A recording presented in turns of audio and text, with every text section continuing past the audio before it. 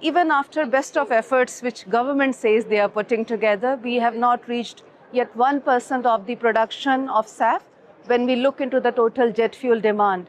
It means, it's a time to bring more policies which can really accelerate the production, because we have seen the success stories in renewable solar, wind. It's a time we bring the similar success stories so that sustainability can be a part of business. It need not to be a separate line away from business, I would say. When we know a market is already supply constrained and we bring mandate, it's putting an undue pressure on the airlines, in terms of taking those products at a price which doesn't go well with, looking at their capability to bear the price, of the SAF.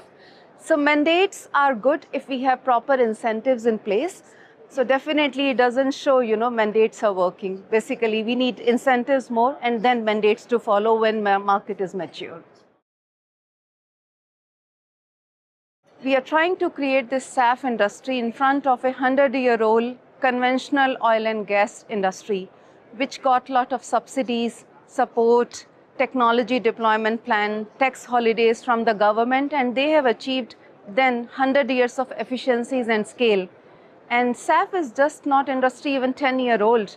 So role of government is one of the central pillar of this whole ecosystem, I must say.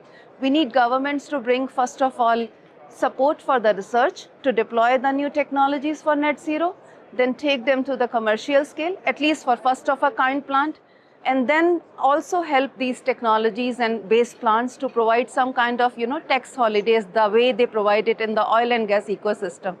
I think we need all those supports together and market certainty with the government support as well.